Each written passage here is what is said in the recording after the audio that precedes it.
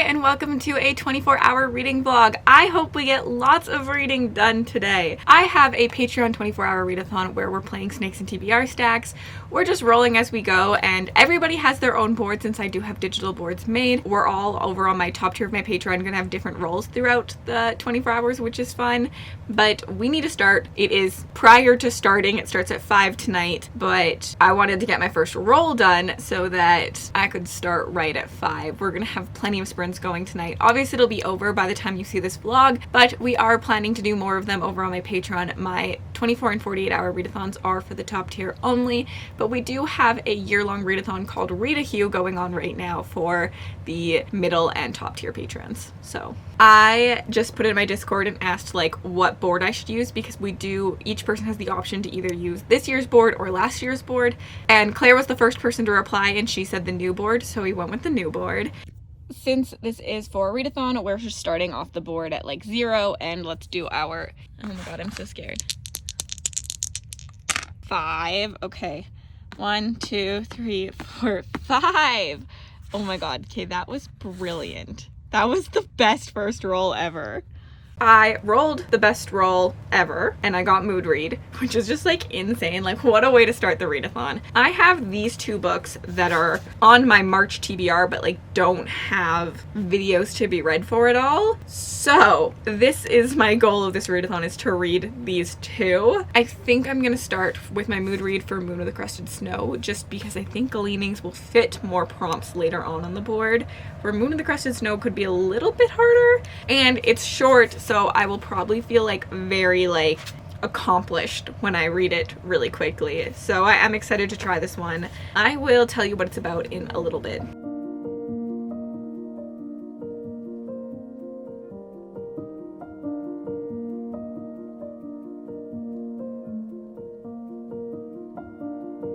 Okay, so I am about 100 pages into Moon of the Crested Snow, and I am liking it so far.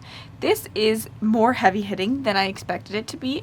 I expected it to be, but like it's even more because we are following an Indigenous community in Northern Ontario, which is Canadian. If you don't know, I'm Canadian, who live off the grid in their community and often are used to power going out. They're definitely starting to rely more on technology and things like that, and they're kind of losing their culture and stuff as time goes on, but they are still used to it. Power does go out, phones go out, those things happen, so that most of the community is well equipped to handle something like that. And a lot of the first 100 pages is us just learning about the community, learning a lot about their culture, learning about what us as white people, as Canadians specifically, did to them, learning like how we took away their culture and how that's affecting them now, learning all of these things for how it affects the community. And like, that's just heavy hitting. It's heavy hitting no matter who you are. You do end up feeling very deeply connected to these people and rooting for them. And obviously what happens in this story, if you don't know what it's about, it's kind of like post-apocalyptic, and the power goes out, everything goes out, and they just think it's like another day for them, like they're used to it, but it actually has gone out like across the country or the world. I'm not quite sure yet. At the point that I'm at right now, I just met outside people who kind of know what's going on, and I am intrigued. I would like to say like the last couple pages I've read, I've been like on the edge of my seat trying to wait for what was happening. I feel very tense. I'm rooting for this community, and I'm really intrigued to see where the story is going. It's written really well. I was listening to the audiobook for a while, and I do think it's done really well, but I did switch just to physical just because the narrator was a little slow for me and I can read a little bit faster, and since I'm 24 hours, I'm trying to like get through some books. But I'm gonna update you when I'm done, because we are not far into like the night yet. This is kind of a weird angle. I don't know why I decided on it, but I finished Moon of the Crest. Oh, I hit myself in the face.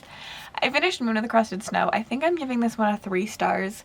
It's honestly a really good book and it's really well written, but most of this story is about our Indigenous community and their customs and all of that, which is beautifully done, and I really did enjoy that. But it lacked a certain amount of action for me, and when I went into it, I was expecting it to be a lot more speculative than it is. I was expecting more supernatural elements. It's a post-apocalyptic novel, There's no reasons to assume anything other than that happens. And I think that didn't help me. I just wanted a little bit more action, a little bit more about the apocalypse, where this is literally about how the apocalypse affects these people, not about the apocalypse and what it is and all of that.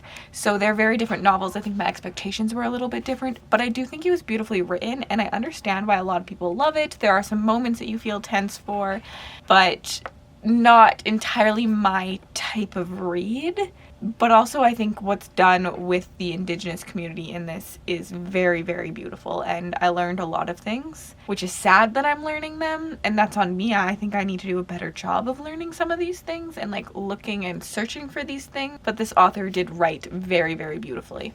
Anyways, let's do another roll. No idea what I'm reading. Oh, 6. I don't think this is what I wanted. 1, 2, 3, 4, 5, 6. Friend pick is not bad, actually. I'm actually just gonna call Mel and ask her to pick a book for me, which is always fun. So my screen recording of calling Mel didn't record with sound. I should have known better. But we had a 7-minute long conversation, and she really struggled with what to pick for me. And I ended up swindling her into looking at my TBR, and she ended up picking Gleanings for me. So it worked in my favor. But I'm really pissed that the screen recording doesn't have sound. I'm about halfway through Gleanings. I took the dust jacket off, but like I really think that that is really pretty right there. I wish it was all black though. And then there is like, you can't see it, but there's like a clock on here, which is really pretty. I like that they put that in there. I wish it was either all blue or all black, but you know, it has a dust jacket, I guess. This is a short story collection that is set within the world of the Scythe series, which is our world. And if you don't know, the Scythe series by Neil Shusterman actually was one of my favorites until the ending, and I just really didn't like the end, so I never talk about it. But reading the short story collection has reminded me how much I did love those first 2 books and how much I loved what the Scythe books talked about. That trilogy is about Earth, but there is no longer a way to die. We have found the way to live through immortality, so like car crashes, anything, you just be rendered deadish and then you come back to life.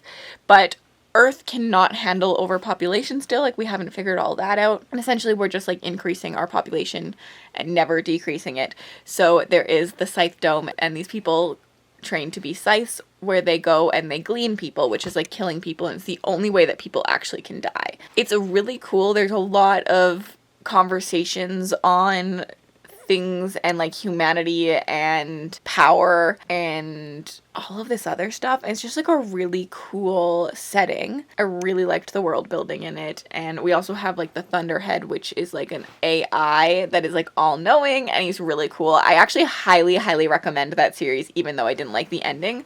I'm so far loving these short stories. I've tabbed a lot of them that I think are like my ultimate favorites. I don't think I've hated a single one yet though. Like this is probably going to be a 4 or 5 star collection as a whole. And you're just getting a lot of insight into characters. It's fun. We have a lot of backstories for some of the characters we've met. We have just some like character moments that we didn't see. And it doesn't follow, like, so far we haven't had a single short story for like the protagonists in Scythe, which I really like, because we already saw their story. We don't need their story, but we're seeing a lot of the like little moments for other characters. I think you could read this without maybe having read Scythe, because like it doesn't really matter, but I do think it's just like such an extra added amazing moment to what Scythe was, and it has made me really want to continue reading more Neil Shusterman. I do have the Unwind, well, my sister owns the Unwind book one, I think, and yeah, I'm very excited. I'll update you and tell you what ones are my favorites and things like that, but so far I'm just like really enjoying it. I got Subway for lunch.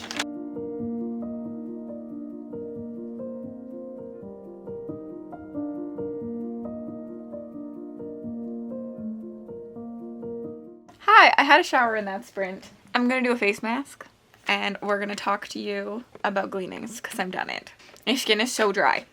Gleanings was the easiest 5 star I've literally ever given. I loved so much of this story. I'm actually gonna put this on before I forget. I loved pretty much all of these short stories. So many of them are favorites. I actually think that this could be My favorite in the series. I have learned I love short stories. I thought this wasn't going to be a thing for me. I think why I never thought I'd like them is because I'm not a big fan of novellas. And I've learned that when you put a book 100 to 200 pages, it tends to go for a full arc, and I want more. But if it's under 100 pages and it's just a short story, it does what it needs to do. It doesn't strive too much. There's not too much more. I'm not sitting here like necessarily like wanting more because I feel like I didn't get enough within the story. So yeah, I'm a short story lover. I think that this does what the Scythe series does brilliantly, but almost in a new, fun way. I mean, it's all about gleanings. Some of my favorites in the collection were Formidable, which just tells the story of Honorable Scythe Curry, who plays a decent enough part in the Scythe series, and it just shows something that really made her the character that she is. Another one I loved was A Death of Many Colors, and I just thought this was fun to see like conspiracies within the Scythe world and just like how humanity is humanity no matter what you do to it. I loved A Martian Minute, which follows A Martian Minute's my favorite in the entire collection. It follows the story of a young boy who was taken to Mars at age 8 to join the new colony, and he doesn't really feel like he belongs, and he just wants to go back to Earth, and it follows the things he will do to get to Earth. I loved the discussions that happened in The Mortal Canvas. The Mortal Canvas is co-authored by David Yoon. I thought that was really fun. It talks about art and humanity and the evils of humanity in some ways. Another favorite was Perchance to Glean, which is co-authored by Michelle Nolden.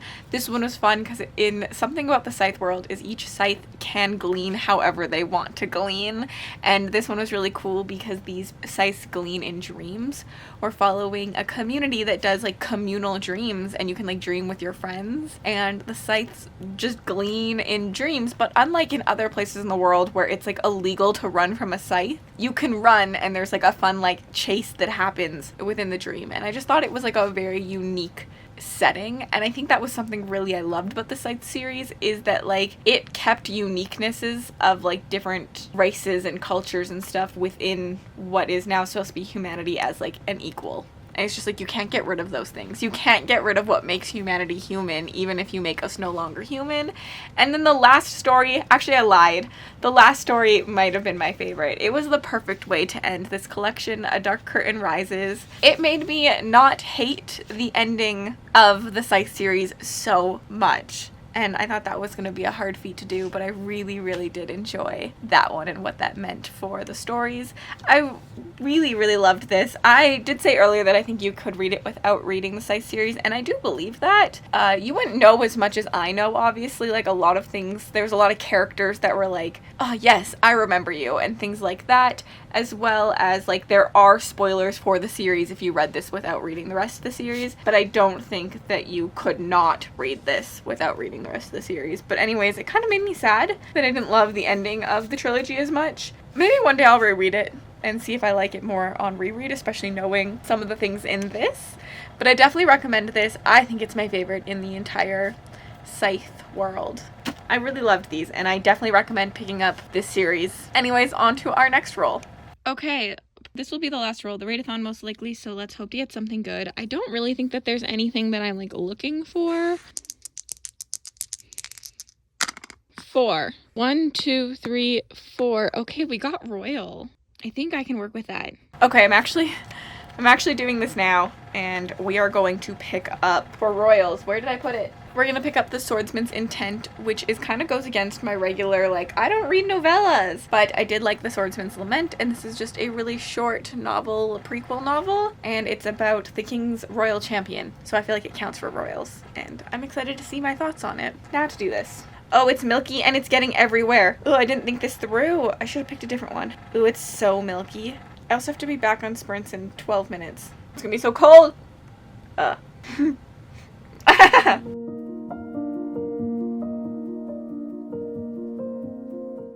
Okay, I finished The Swordsman's Intent. and sadly, I really didn't like this. That's so sad because The Swordsman's Lament is actually one of my favorite indies. I give it a very high 4 stars. I think it's a lot of fun. It's a recommendation I will continue to give. I think that this little novella, you can't even call it that. It's a short story. I thought this was like the entire thing. I finished it so quickly. It actually ends like 40 pages earlier. It ends like right there. So it's like only 70 pages. It's more like a short story. And it just lacked zero substance for me. It missed something I liked about Swordsman's Lament was the characters. I felt like Belasco was a really well written character. I really felt for him. He was like, he held himself like a great coat. He was strong and confident and he had good intentions, and then there was bad characters around him that I understood too. This was so surface level. Even Belasco, he was just one note in it. Most of the story is told through dialogue. I would love to see the stats. I would say pretty much every single page in this is purely dialogue. The only scenes that weren't dialogue were the few battle scenes that you got, and those were they were training battle scenes and they weren't that good. I personally just did not really enjoy this, but I will continue to recommend The Swordsman's Lament because I did really love it. Nothing else to say. I will not be rating this on Goodreads. I'm just going to leave it without a rating here for all of you. Just because of my thoughts, and it doesn't have, for an indie, like a self-pubbed author, it does not have a lot of reviews. It doesn't need my negative review. Personally, that's just my own thinking. But I do love The Swordsman's Lament, so please, please, please pick that up. Synopsis for this book follows the story that we already know of Belasco and just him training to become the royal champion. The current royal champion is Marcus, and he's just looking for someone to replace him, and there's like a training thing with a bunch of the best swordsmen, and you could read this without reading Lament easily, but I personally think Lament is 10 times better, so don't start with this. Start with Lament. And I don't want to spoil too much about who Belasco is, because you find all of that out in Lament. So yeah, that's all I gotta say.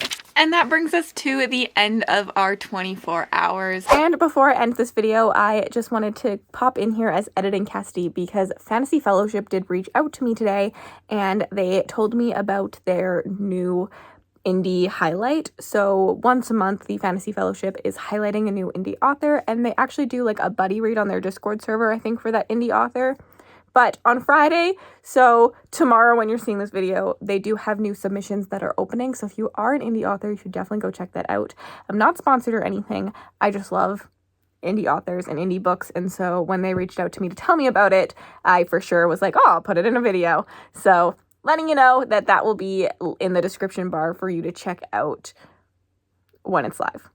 Thank you so much for all of you for watching, and a big special thank you to my top tier patrons for participating in this readathon and just making it so fun. I spent 24 hours.